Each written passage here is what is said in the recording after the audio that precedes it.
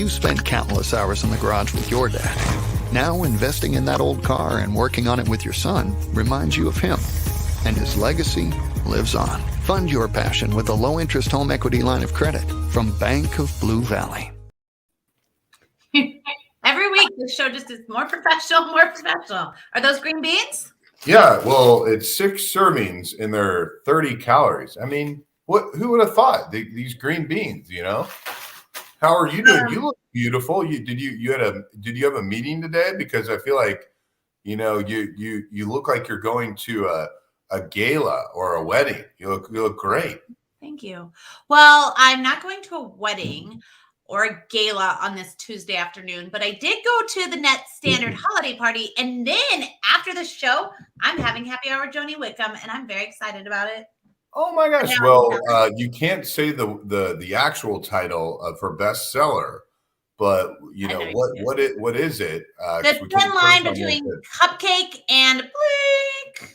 B word. She is one of my favorite people in the entire world. So we're going to go have my dry January is over. It lasted 4 days. You're welcome. I gave it a shot. Dry January is over, but we are going to go have happy hour. I'm really excited. Your green bean servings. This was my favorite TikTok I've sent my friends today. I was going to play it for you real quick. Are you ready? Reminded me of your TikTok. Hold on. I got them. You should have 1,200 calories a day. Okay. And how many at night? That's me. That's me. My New Year's goals are already over. My New Year's resolution, but I'm not eating green beans. Yeah, I was, you know, had a little surgery, so I'm icing. So I don't know if that, I don't know if that's appropriate for the show, but the one thing is that I had a call with our boss, and she hates it when I call her that. She's a friend of ours, and so, we have shows that are going to highlight 30 minutes of some really big names in Kansas City. That are also going to be with Brett and Will, who are the 2 top executives or the CEO and president of Bank of Blue Valley. And so it's going to be a 30-minute segment. So if you don't want to read the Business Journal article and you just want to come on our show to see what's going on at some companies really making some big moves, but I called our boss to tell her how quickly they responded to all of our invites. So we are booked out until April for those events, and then they will be telling us who they are excited about on their client side that are doing really big things. So it's kind of like it's a little bit of a miniature Business Journal exclusive before it comes out. Right. Okay. So listen, let's talk about the show next week, because I am so excited about this show, this week, but next week we are changing it up a little bit. Just once a month, we're going to do a shorter 30-minute show. So don't jump on here at 3:30 and think you're going to get the exclusive. Get on here at 3. But you want to tell everyone who's coming on next week? I'm so excited about this. Absolutely. And people do jump on to the show to say, I'll let you announce that, but then people also jump on at the end of the show. So to your point, if you usually jump on at the end of the show to chime in and say hello, listen to Aaron. You got to be on. It's only 30 minutes. All right. So we have John Owen. He is the CEO of AirShare, and he's going to be here with us next week. I'm super excited. You guys probably see AirShare stuff everywhere with Patrick Mahomes' face on it, but John's really making all the magic happen, and he made that partnership with Mahomes happen. So, okay, I want to say hello, and then we're going to get to our panel really, really quick. Hello, Linda. How do you unsubscribe, Linda? I think you meant how do you subscribe? I'll send you the message. But Linda, we're excited you're here. Frozen veggies, happy, healthy Tuesday. You know what I mean, Jennifer. Joel, thanks for having us, Joel. We appreciate you. And Matt says, happy Happy Tuesday and Happy New Year, friends. Glad I was able to listen in this week, and it's been a while.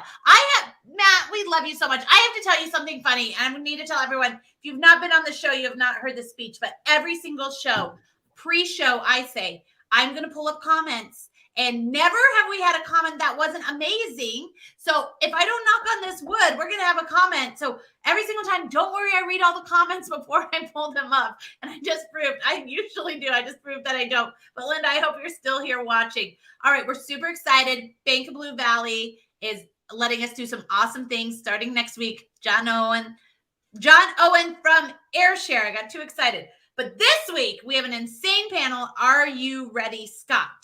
I'm ready, and I was a little late because you and I have fidget things because we do so much talking. And so if you don't have a fidget thing, I'm ready now, though, but I wasn't. I'm doing this today. Me? I'm doing this. Yeah, see? All right, here's the deal.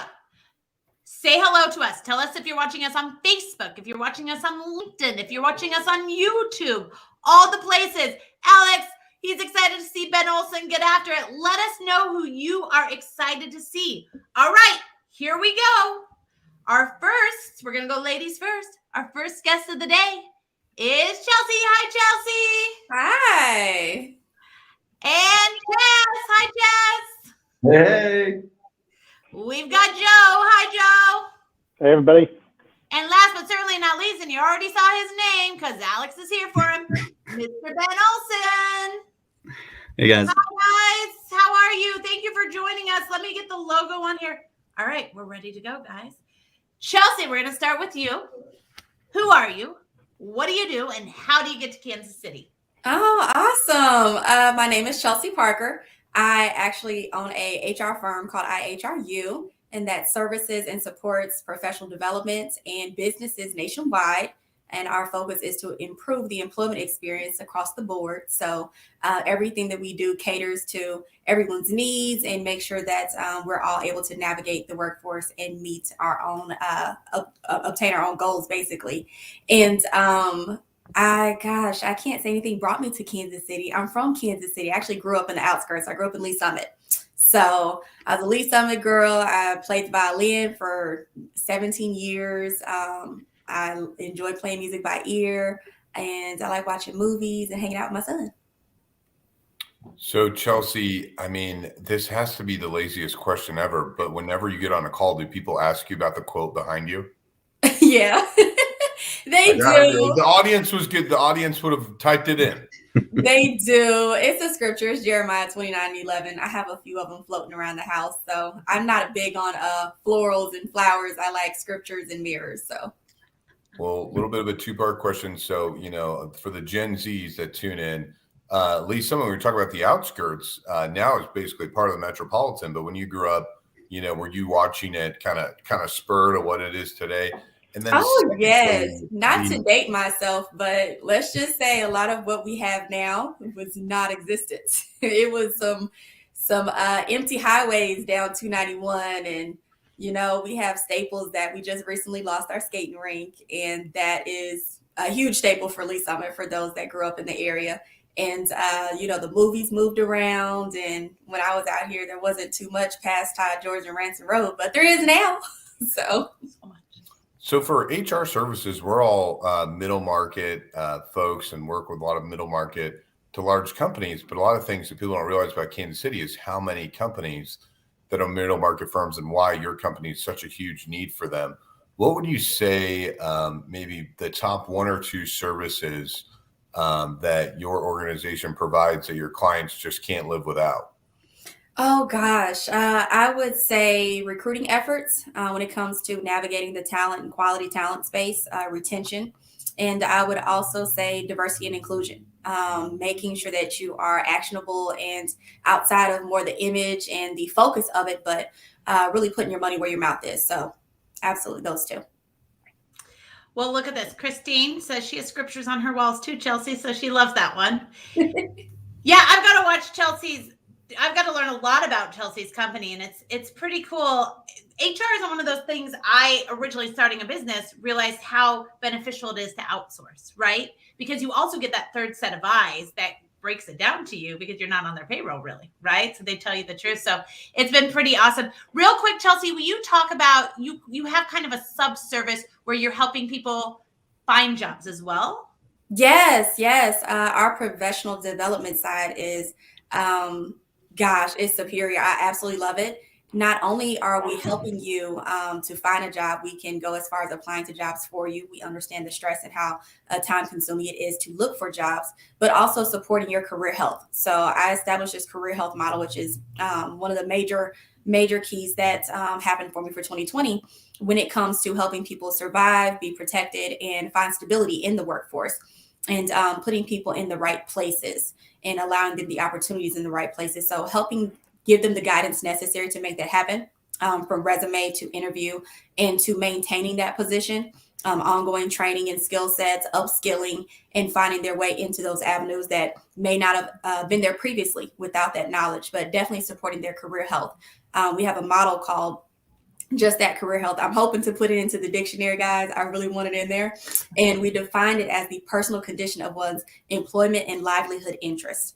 So considering that we spend so much time out of our day at our jobs, at work, whether we're on the business end as owners and entrepreneurs such as myself, or working with someone else, that's a different conversation. We focus on the working with and not the working for, but specifically making sure that there's a win-win on both sides when it comes to selecting a role and selecting a candidate. Awesome. Okay, well, connect with Chelsea because she's just now starting her LinkedIn game. So I'm really excited to watch this. Chaz, who are you? What do you do? And how do you get to Kansas City? Awesome. Thanks for having me. I really appreciate it. I am a serial entrepreneur. I own multiple retail franchises in multiple states. I'm a real estate investor. In the real estate side, we've got land, we have multifamily, we've got single family, we've got short-term rentals. And then I am also in the coaching space where I have developed a program for other entrepreneurs that want to network and connect in a purposeful way with other seven-figure owners. So I have basically a mastermind for seven-figure business owners across the country, and they can join to raise up their business and themselves personally. So I'm in a lot of areas, and as you can see, but we try to do a lot and stay really, really busy. And say we, meaning my wife and I, and we came to Kansas City about 15 years ago. We were from Columbia, Missouri, originally, and so just a couple of hours east here. My wife was a dental student at UMKC and graduated. She's been a dental hygienist ever since, and so that's what brought us to Kansas City originally, and it's now home for sure for us. We're in the process actually of building a home. We've been here for a while, but we're building a home. That should be done in the next 30 days or so. So we are jacked excited about that because it's been a process. Yeah, it's real easy. Just wait 2 years into a pandemic and, labor and materials skyrocket. But, you're not in real estate. We hit, I think, everything, lumber, steel, the doubling of drywall, we'll hit it all. No big deal. So for the listeners, the fun part is talk about some of the retail areas. And then also for the business junkies, when did you get into real estate, and is it good or bad that everyone is wanting to be in your industry?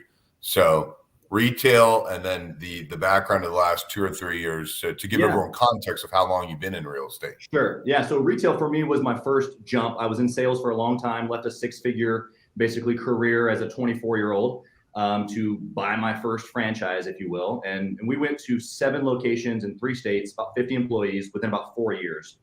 And that was about 10 years or so ago. And that industry or that, I guess, style of business is obviously changing with not only just COVID, but just more and more people going online. And so we have retail locations, but our business, the brand Edible Arrangements, we're in multiple cities, but we get tons of orders online, as you can imagine, and then we deliver a good majority of them. And so the growth on that side has been awesome. But I can only imagine only having a storefront. To your point, the retail, you had to pivot and get creative, whether that's with delivery or online presence or whatever. And luckily for our brand, we were kind of in both of those spaces already, specifically with the pandemic. And so we were positioned to pivot easily, and it worked out great. So the real estate question, that's a good question. I started my real estate investing journey probably 6 years or so ago, and just buying a couple of things here and there. I just specifically wanted to just make a move. And that's really me as an entrepreneur, just make a move, figure out the rest as you go. And so I didn't have this elaborate plan. And, leaving a career at 24 years old to buy my first business, I didn't have an elaborate plan there either. Just a lot of ambition and a lot of let me just figure it out along the way. And so that's really what we did with real estate. We've got a couple of single family homes. We are looking at more multifamily, but a unique project that I'm looking to bring to Kansas City is an experiential Airbnb. And it won't just be one, but it'll be several, where we're looking at some different land pieces, but it'll be like a cabin experience where whether it's a weekend getaway for a romantic weekend, or whether it's a family camping trip or glamping trip, because they'll be pretty nice cabins, but ways that you can just get away, but without having to drive very far and experience something different, maybe refreshing time. Short-term rentals are a big part of real estate right now. So to answer your other question of other people coming into the industry, I think that, of course, with everything, the pendulum swings one way or the other, but I have an abundance mindset. So I don't look at, as like other people jumping in as like there's not enough deals. Kansas City specifically, since we're in Kansas City, we're talking about Kansas City on this pod. Like there's so many homes or buildings that need love. And so I say the more the merrier, because really it's restoring things. That's really what real estate investing is. It's redeeming what once was. And so if you have a heart to redeem, or if you're living out the Jeremiah 29:11 scripture that's behind Chelsea, that you know that you have good plans for things, or that maybe someone else has good plans for things, and that's including restoration, which is a huge part of real estate. Redeeming what you once was, and then now someone can live in it or can enjoy it in a new way, or whatever the plan was for that piece of property. So, Chaz, I don't know if you know this, but again, bringing you and Chelsea together, there are very few Airbnbs in Lee Summit, and that might be a space to look. And I'll tell you why I know that. Because Lee Summit is one of the few places you can do fireworks legally on the 4th of July. And so we started looking weeks before for one, and we could not find one. Wow. You could have just came over. I know that. Go right in front of my home. But I come with a whole crew. I didn't know if anyone wanted to come. But yeah, Lee Summit's one of the few places. So just keep that in the back of your mind. There you go. Me and now all your listeners, we're going to start looking. Oh, yeah. Sorry. I should have told you that offline. But I do. That's what we do. That's the question of everyone getting in the industry. Exactly. The rising tide raises all about abundance, though. I think the more mentally happier we can be, and I think Aaron and I have struggled with that because we're competitors and we want to win. And I think when you get in the mindset of abundance, and I'm really just saying this for self-therapy for myself, so I can listen to you. We all need to. Yeah, I think people can be a lot happier when they think in abundance, and it's easier said than done. Yep. Yeah, I remember right next to one of my edible franchises, we had a neighbor move in. This was years ago, and it was a nothing bundt case. And so a lot of people, even that owner, came over, timid of like I'm your new neighbor, totally two different products. Same industry, gift and birthdays and holiday associated. But I told him the same thing that I would tell anybody ever in the future is, look, you're going to bring clients to this parking lot. I'm going to bring clients to the parking lot. And sometimes they'll have come here for you and they'll make a transition over to me because fruit sounds better, or chocolate dipped strawberry sound better than cake because it's the beginning of the year and we got resolutions, right? Or we bring in somebody to the the parking lot and they that chocolate whatever cake just sounds bomb because they got some awesome stuff over there and they decide to go over there. So rising tide raises all ships. Ideally, because we're both here, the parking lot's full, right? Yep. I wonder if this crumble cookies next to the nothing but cakes by my house feels the same way. I just talked with a crumble cookie owner just yesterday. He owns 6 in Florida. This is the first time I've heard of crumble cookie. What? They're amazing. Oh, people wait in that line forever. You look into that one. Yeah, and check out back to TikTok. I talk about TikTok a lot. Their original founder has a pretty big TikTok following. He's really young, and it's just a cool story if you haven't heard it.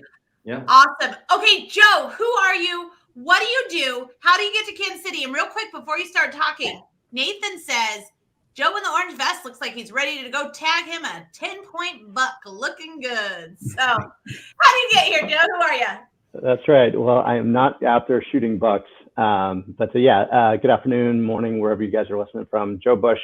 I'm the Chief Strategy Officer for NavMD here in Overland Park. Been in Kansas City for about half my life. I won't say the exact years, but it's been over a couple decades.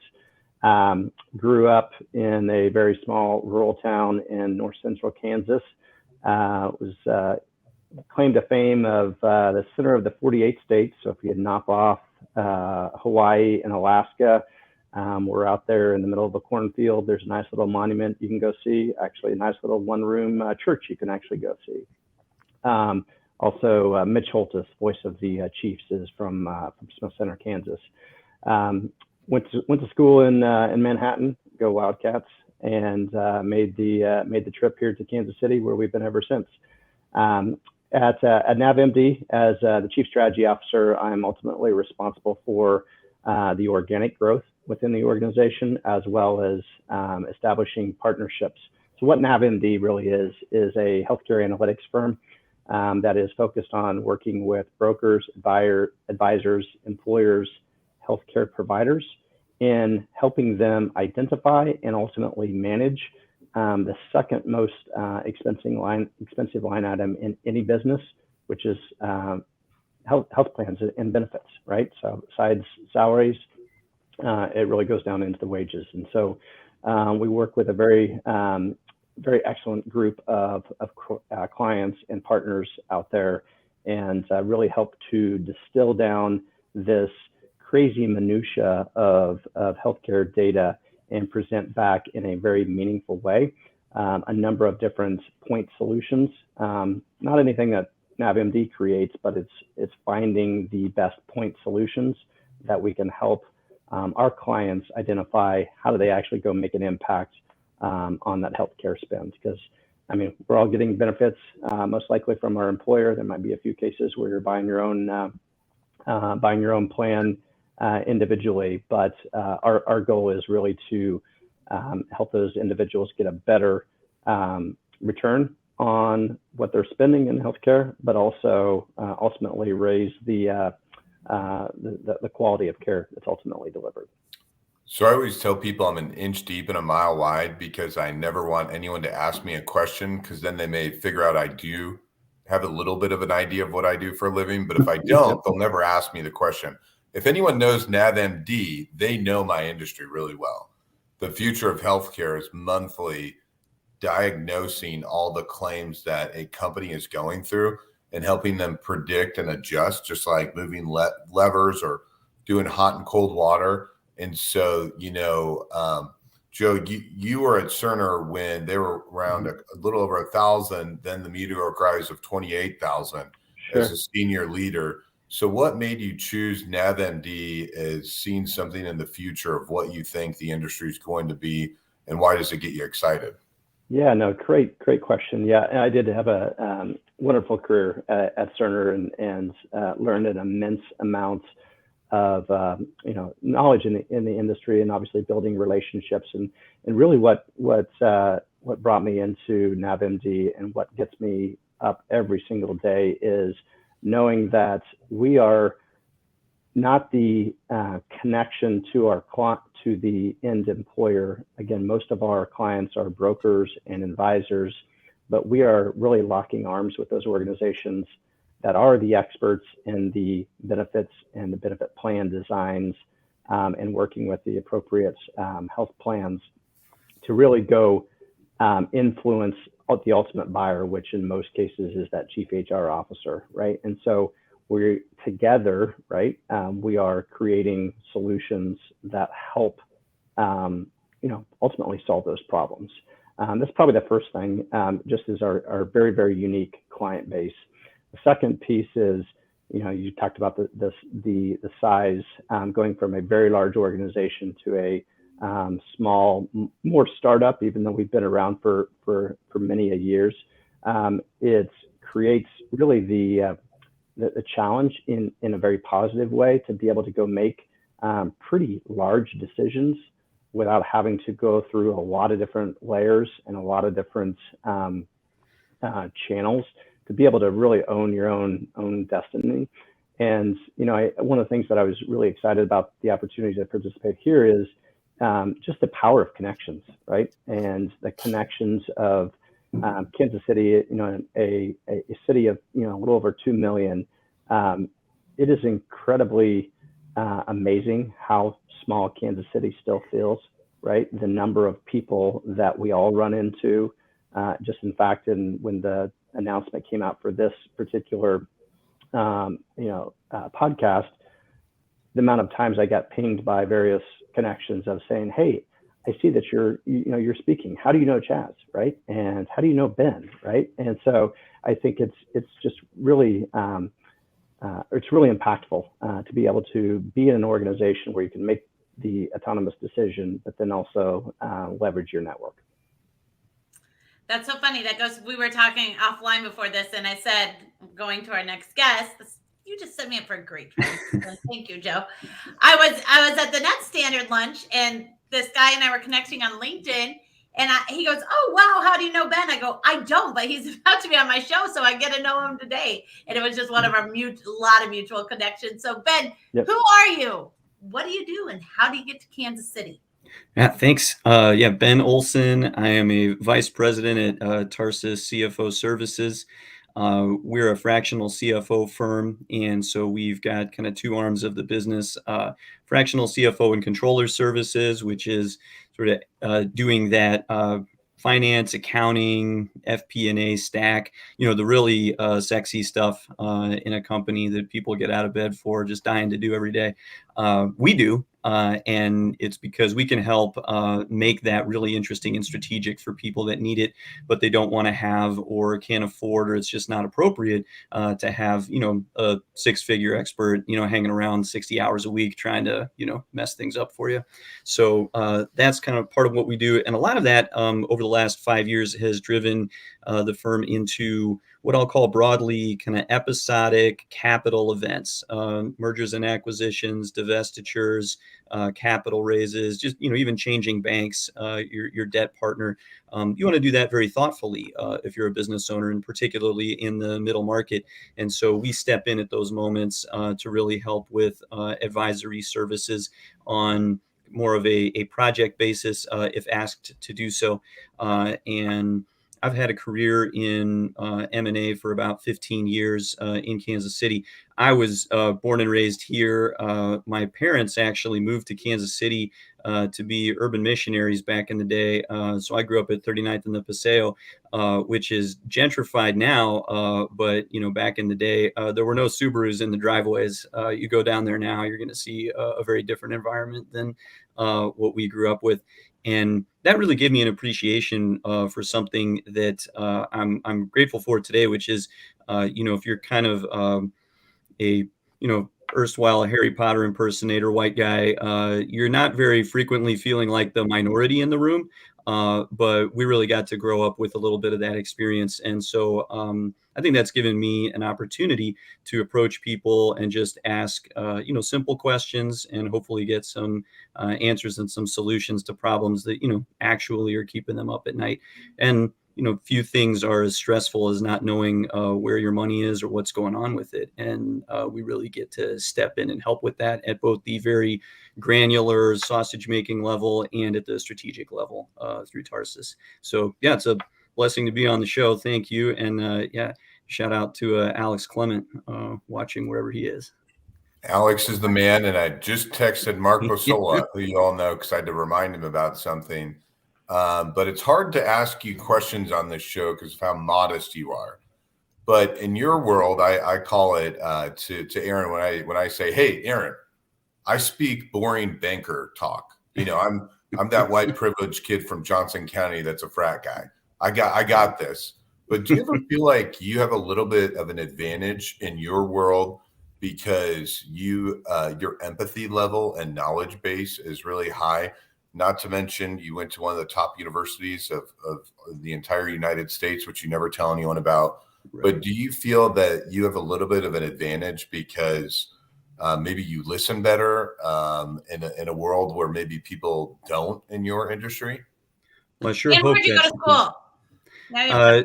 Yeah. So if I'm forced to say it, I'll tell people I met my wife at Yale. That's where I've heard of it. Mm-hmm. Yeah. Yeah. Sometimes when I asked Ben, I go, "What was your favorite TV show growing up as a kid?" He said, "Well, we didn't watch TV." And I go, "That's why you went to Yale." Yeah. So you're not as torn up about Danny Tanner as I am right now. He was a very popular person in the 90s on television. I'm sure he was. Yeah, yeah, right. I'll have to take your word for it. So yeah, do you feel like it's a superpower for you that, you have a tool that other people don't have? Well, I hope so. I mean, I think that the best things come from listening. And so I would like to think that having been able to travel into some pretty distinct circles and have to go through a little bit of culture shock. I mean, when I first got to New Haven, 20 years ago in Connecticut, that's a fairly gritty place. I was not prepared for kind of the East Coast culture. In some ways, I thought people were extremely rude, and growing up kind of Midwest nice and trying to be friendly to everybody, it was a real shock to the system, to say nothing of the weather, which is terrible. And so there was all kinds of things to adapt to there, but quickly, came to love it and came to understand that, there are people that are really excited about really floppy pizza. There's just things that you can't really imagine when you're sort of coming out of the Midwest. And they had a barbecue restaurant there. God bless them. It served burgers. You're like, come on, guys. So there's all kinds of things that you just sort of try to roll with. And it helps, to be 5'5" and scrawny. You're not going to pick a lot of fights. So yeah, it is always best to approach people and listen, and hopefully make friends with the guy that looks like he's pretty irritable and nobody else wants to get near him. That was a strategy that worked out well. But, so yeah. as I mentioned, it's hard to ask questions because you're so modest, but Aaron is always informing me about things in the know. Aaron's like, hey, you got to be paying attention to this. Now, for fun, if anyone wants to get into the business nerd world, if you were to ask 10 people who's the most trusted person at M&A in Kansas City, 9 out of 10 will probably tell you Ben Olson. So Ben's very modest about it, but for fun, it's kind of, if you're in the know, you're in the know. So if you are a business nerd, being on a podcast with Ben Olson or watching gives you street cred. So Ben, I got to ask yourself this question. Have you been able to tickle the M&A bone with Tarsus, or have you just been getting to do more of it because you're always so focused on putting together deals and helping people with exits or buying? Are you still getting to do that, or are you just getting to do a lot more well-rounded? Yeah, thank you for the question, because it's something that took a lot of consideration for me as I made a switch earlier in 2021 after having a really good career with a great firm in Kansas City that taught me a lot. We did a lot of buy-side representation, and so I worked with a lot of people like Chaz. Actually, I think entrepreneurship through acquisition is now a term and a buzzword that people are using all over the place. And 13 years ago it wasn't. And so representing people that were getting out of corporate and into buying companies for themselves, where they were going to be the man, and go from kind of working under someone else's capital and control to working on their own company, and doing that through acquisition is something that I kind of cut my teeth in, got to know a lot about SBA lending, and have gotten pretty dangerous there. And what we're fortunate to be able to do at Tarsus is a certain degree of that, where we do help companies that are going through diligence processes, are purchasing. We can crank out a quality of earnings report if we need to, but we can really be holistic and relational. And I think that that's an interesting distinction now. So to your point, Scott, about being broader, one of the pieces that really I'm enjoying as I'm learning how to do it is to be more relational and less transactional, because I kind of got to be the midwife that sort of show up like, hey, this is your baby, have fun, I'm out, onto the next one. And we're much more on a continuum now of leading into events, working on them, and then making sure that the company flourishes after that. So right now I'm blessed to work with a couple people that are building portfolios, helping them to do that. And then we have some other, middle market, well-established companies, and private equity and your kind of classic, capital markets entities that are doing a lot of fun work in and around Kansas City. And one thing I did not appreciate until I got really, behind the curtain at Tarsus, man, there are an incredible number of middle market companies that are killing it in Kansas City. There's some really impressive stuff happening here, and that's really exciting, and that sort of helps me with my abundance mentality too. It can be a byproduct of working in an industry like, you know, finance and M&A. You can get pretty jaded, can get a little bit caustic at times, and just be constantly telling people like, well, you know, it'll never work, or that's tough, or whatever, just because, you know, the last 2 times you tried it, it wasn't perfect. But there's a lot of really cool stuff going on. So yeah, it's an exciting time. Awesome. Well, I want to look, we have a lot of people watching. They keep commenting, keep telling us if you've jumped in since. Nick is LinkedIn as always. Randy says, yo, yo, yo, Randy Kimmel on LinkedIn. I didn't do a very good impression. Hello, I'm watching on LinkedIn. Miss your faces, had to tune in. Miss you too, Chris. Randy wants you to know he's here. Matt? All right, I think we've gotten to all of these. I thought this was cool. Nathan says, great way of looking at restoring real estate, redeeming once was. Casey needs some TLC for sure. If you missed the first half of the show, go back and watch and see what he's talking about. But Chelsea, let's talk 2022. It's here. How did this happen so fast? What are your goals for going into 2022? Wow, I have so many. I don't know where to start. We're only an hour-long show. I'm so ambitious. So I would definitely say I want to continue improving the retention of my current clients, as I'm currently gaining new ones locally. So I'm excited about that. And this past year, we were able to improve it by 46% exactly. So I'm excited about that, and continue to roll out and change the face of human resources. I'm looking to make a greater imprint in putting the humanity and the resources back in HR, and making sure that I'm meeting the needs of both the employers and employees according to where we are right now in our economic climate and everyone's pursuit. You know, the beginning of the year is always, New Year's resolutions. I'm going to the gym. So this year, actually this month, the firm is focusing on reinventing yourself.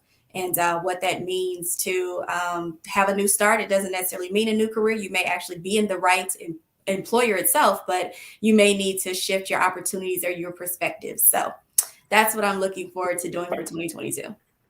You said you have a lot more. Anything else? Oh yeah. Focusing on branching out entrepreneurially. You know, we have some new things that have come down the pipeline when it comes to compensation. Compensation and benefits is one of my favorite areas of HR. And I was excited for New York to announce introducing a policy that requires employers to share the salary ranges of the positions that they're posting. I'm extremely excited about that level of transparency, so we can help get quality candidates into the right places at the right time sooner. And I'm also excited about some of the changes that California is introducing, and also the wave of innovation that's taking place when it comes to adjusting to COVID in our remote workspaces. So yes, I've got goals, I've got ideas, and I've got things that I want to introduce in the political space as well. So I'm looking forward to that. And so go follow her on LinkedIn. Hold on, I got to get this in there because she just got on LinkedIn. I'm going to say this every time she goes because we are a LinkedIn heavy show. And whenever I ask people to come on here, I say, you're going to connect with people on LinkedIn. So go connect with Chelsea on LinkedIn. Go ahead, Scott. And also your LinkedIn's organic reach is huge. But to your point, Aaron, about TikTok, it's even larger, and something that's kind of the wild, wild west, kind of like you pioneered LinkedIn for Kansas City. But Chelsea, people can reach out to you, and then you can turn around a compensation study to them pretty quickly, right? Oh, yes. 24 hours or less. So, you know, the funny thing is brokers like myself and payroll companies have messed this up for decades. And I just got done telling a payroll person that, you know, he was telling me about HR consulting. I was like, I only know one firm. Now I know two. And it's a company in Stillwell where it's also legal to shoot off fireworks. And so maybe it's something about the fireworks that's just lighting your business on fire. But that business for sure has abundance because everyone selling it doesn't organically do what you do, which is helping the client, not selling them a bunch of stuff they don't need. Yes. And definitely me being a numbers person. I was a numbers girl before I was ever communications and publishing. So I like to connect the dots. I want to know everything in and out. And I want to know how we can have the most and effective impacts as quickly as possible. Yeah, I'm excited to watch Chelsea's growth through it's funny, she's doing everything opposite we did, Scott, where she's been offline doing all the stuff, right? And then she's just now working, and I'm like, now that people see it, it's gonna be insane. So, all right, Chaz, what are your 2022 goals? Yeah, 2022 is going to be a big year. On the real estate side, I already let you guys know in on my most excited project. We're going to do a lot of projects, but the short-term specifically experiential projects are going to be really exciting. And on top of that, it's not going to be just anywhere. It's going to be right here in Kansas City. And so we're going to do some other in that same vein in Florida and some other locations, but right here in Kansas City. So to have a place where you can either go, as a family or as a couple or whatever, it's going to be super nice, but at that cabin feel right here in home, right here in the city. So it's going to be awesome. That's underway currently. And so my goal there, to answer your question, is to have that completed by the end of the year. We should have 5 of the first wave, 5 cabins built by the end of the year. And so that'll be that. The second goal that's huge for 2022 for me, I mentioned the mastermind. It is launching tomorrow, our inaugural founding group tomorrow. And so I've got entrepreneurs from across the country, honestly, who have jumped in on a whim and said, I follow your stuff and I kind of like the way you talk and kind of got this crazy entrepreneur feel. And I want to sit at the table. The group's called Gathering the Kings. And I just want to, not to eliminate women, Chelsea or Aaron, but that women can come too. The king, it's more of a persona than anything, but gathering the kings to the table so we can talk strategy. We can be specific about the time that we're spending. And at a certain level in business, what I have found, which is also part of some of my goals, is that the conversation changes to how do I get mine to how do I influence others, and how do I take care of my team, and how do I take care of my community, and how do I do the next deal, as opposed to just how do I get individually mine, which for me, that obviously is part of the group and being able to help other people come to that realization as well in their business. But, being a dad and my wife's going to give birth to our 4th child this year, which we've been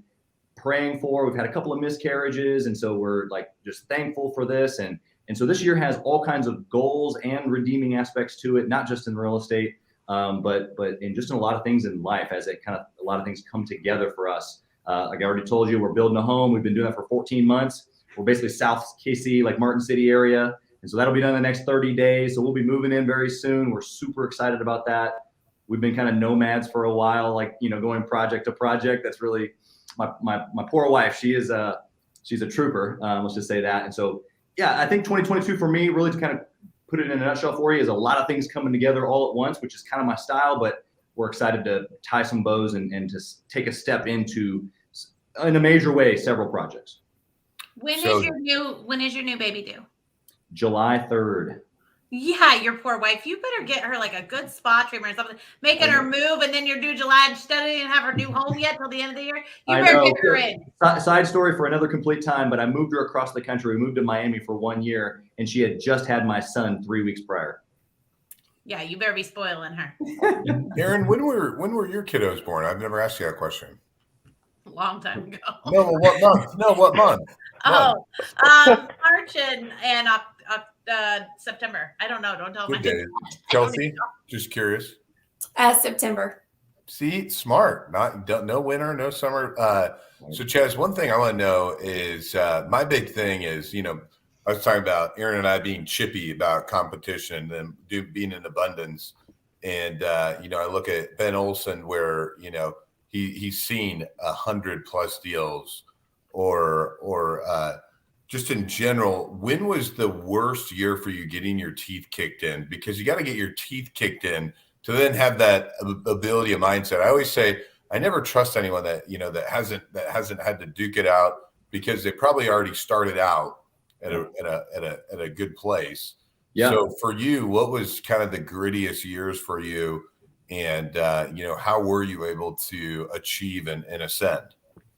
Yeah, that's a great question, and you're 100% right that a real entrepreneur hasn't experienced the gamut of entrepreneurialism until they've gotten their teeth kicked in. And I'll give you two examples. Number one, I bought my first edible arrangements franchise in 2012.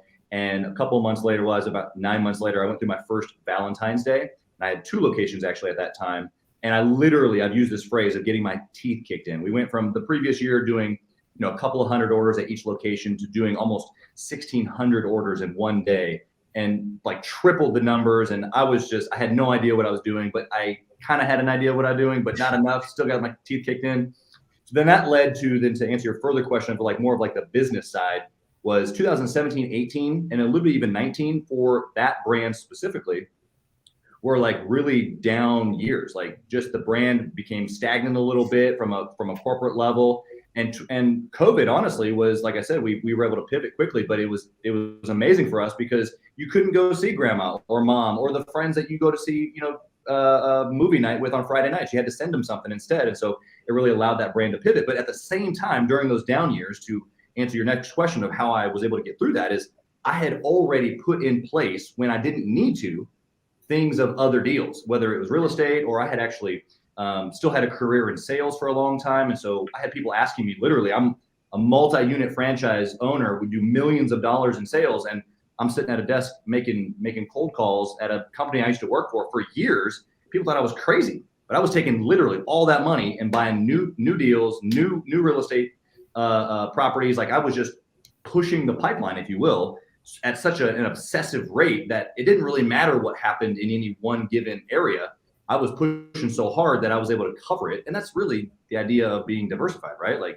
I was pushing in so many different angles at once. And I've had a lot of people say, you're distracted, or you got a lot of things going on. You're over here in franchising, you're over here and you're over there. And it's no, I know exactly what I'm doing, right? I'm filling up a pool with multiple hoses. And I don't know how big your pool is, but my pool's pretty big and I got to get a lot of water in there. And so I'm going to push in every single angle, and I'm going to be really, really obsessive about it. And the people that resonate with that, they're going to come along with it. I like it. I'm going to take that thought process. Keep that thought process. I'm going to take that somewhere in a few minutes. Joe, what are you looking forward to in 2022? Well, I was actually looking forward to going hunting and getting that 10. But wait, Joe, do you even hunt? I do hunt, actually. I love bird hunting. Pheasant, quail, turkey, duck, but I got to let Bambi live. So we're gonna have to go elk hunting together. All right, we can do it. See, he's got the camo vest on. No, from a 2022, obviously, as I mentioned in my introductions, right? So at NavMD, I am responsible for all of our organic growth, and that's going to come in a lot of different ways, right? It's keeping our existing clients happy, but also helping make them successful, but really expanding on the opportunities that we have within our existing client base. Because we all know, or at least any of us that are in B2B sales, that if you can get more out of a given client as opposed to having to go find the next net new client, it's much easier, right? So it's really paying close attention to that. But then also, a second part of my responsibilities is really building out our partners. As I was describing NavMD, we through and through, we are an analytics firm. But what really stands us out from, say, our competitors is the relationships that we're forging with various point solutions all around the country, right? I know we have one of them, Nathan, listening in on, who's out of Denver, is, locking arms with those organizations to help create additional value for our clients. And in doing so, it's going to create additional value for NavMD. So, we certainly have, fiduciary goals. We have people goals. We have a number of folks within the organization that are wearing multiple hats. We are at a point where we're getting ready to pull the trigger on expanding and having to hire new associates, which is incredibly exciting. Also, is a little bit daunting, as we've all encountered. We're in a very, very unique market, a market that nobody has ever encountered before, ever, right? And you've heard about the war for talent. If there's a word that's above war, we're in that, right? But I'd say, something, so, non like NavMD specific, what just society wise, what I'm really excited about for 2022, if you just look at what's really transpired over the last 24 to 36 months is, if you look at just COVID as a point, right? We all went through the shock, right, of 2020. Then 2021 was really that year of adapting, right? We all started to, once we got through the shock of 2020 and 2021, we started to adapt.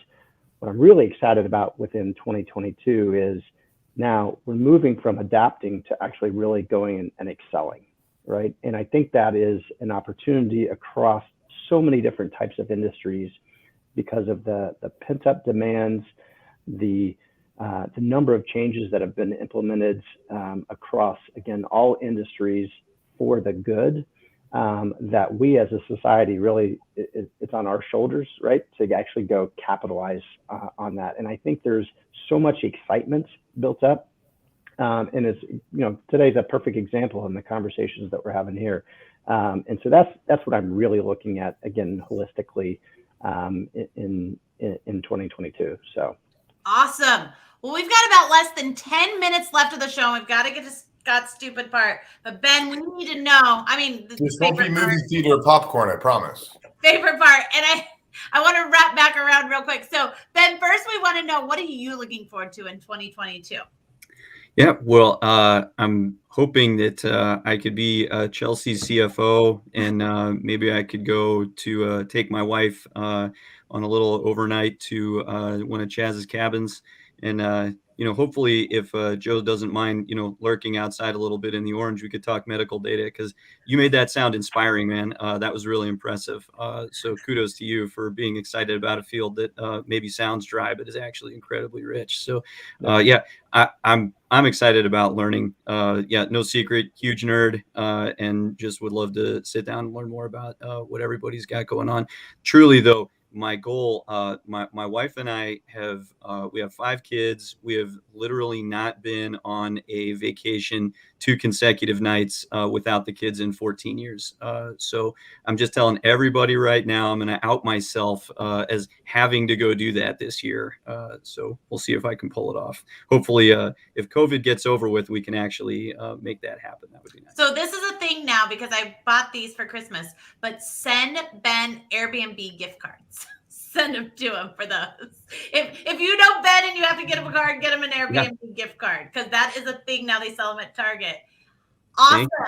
Well, I want Chelsea to share something. So full transparency here. I'm helping Chelsea with her personal brand, and Chaz, you should have seen her face when you were talking about having all your pots in there and all your different hoses in the pool, because Chelsea has another awesome business that we aren't talking about just yet, because she's so good at this HR space. We've really been focused on that. And this other business it's a little bit more aggressive, some would say. But I want her to talk. Chelsea, get 2 minutes to talk about it, okay? Get 2 minutes to talk about it, because I think you guys are going to love this other business. And you put me in a place where we can't not talk about this, Chad. So Chelsea, talk about it.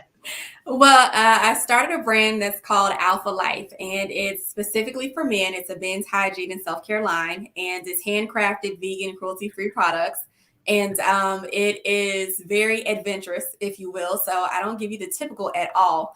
Our line functions with our body wash, which we call junk wash, our body shave, our shaving cream. We call it junk shave. I also have what's called a ball butter. I'm not a fan of lotion. I really encourage everybody to use ball butter. And it's a body butter, though. And we also have a junk wash bar, a bar form of our soaps. So they are fabulous. They're excellent for your skin. They're invigorating, they're moisturizing, they're hydrating, you name it. It's very therapeutic for me to make myself. And our lines themselves, as we're expanding, I'm expanding into some mist. I have an athletic product that I'm going to drop this year. I'm super excited about. And having made these things and handcrafted them myself, our scent names are amazing. So I got to brag. We have scent names such as the Alpha, Morning Wood, Swollen Goods, Legal Substance. But trust me, When I say your wife, your girlfriend, if you're single, everybody is going to love the way that you smell and you are going to feel good. We have a motto called happiness starts below the belt. Yes. And it is every bit of what a man deserves. So I'm extremely excited about this brand and we'll definitely be pushing that a lot on my 2022 goals list. So where can we find it? Where do we go? Thank you. I'm not great at talking about me, but I can definitely tell you about what I do. So yeah, it's alphalife.com. So shopalphalife.com. Shopalphalife.com. Yep. Yes. You know what else is good for swollen goods? Third eye, green peas. You know what? I got a counter one. My favorite scent is actually called Creamy Possessions. Oh goodness. So Aaron, what was the company that we had that had a proprietary lubricant? This show is really cutting edge. The more, yeah. All right, you get to ask your question now. We've got I was going to ask this question, but we're going to do a shorter version. Less than 60-second answers. Yeah, we're going to do a shorter version, but I want to challenge you to use this icebreaker down the road because it could trigger a really good answer, which is, who is the person in your life that told you you could do something or you couldn't do it? But if you think you can answer that quickly, we'll go with that. If not, we'll do what you skated to at Skateland. So Chelsea, you can do Skateland or say who told you could do something or you couldn't that motivated you. I would say it's the people that told me that I couldn't that motivated me. And I haven't had a person to say it specifically, but I just knew growing up that people could see something in me that I couldn't see in myself. So it let me know when I felt uncomfortable, it's likely because that's where I belonged. Chaz, is there someone that told you you couldn't do something or someone that told you you could? First off, being raised by a single mom, my single mom basically believed in me to do anything. So that's number one. Number two is the person that said that I couldn't do it. My wife's grandmother. I was adored by this woman. Like when we walked to church, she wanted to be on my arm, right? Until she found out that I was not college educated, that I dropped out. I had no intentions of going back. And then I was immediately compared to all of her other grandchildren and how I was never going to be as successful. And when I opened up 2 franchise locations in her city, unfortunately, she wasn't living anymore. But man, did I celebrate. All right, Joe. Someone that told you you could or couldn't do something. Could. It was a high school or the only high school counselor I had. I remember it vividly. He pulled me aside and he's like, you know what? I think you have something unique there. You're going to go far. So. Oh, I like that. Ben, was it someone that told you you could do something or couldn't do something that motivated you? So I'm going to cheat. I actually had somebody who showed me I could do anything. And for a summer, I worked in a kitchen next to a recovering heroin addict. His name was Stefan.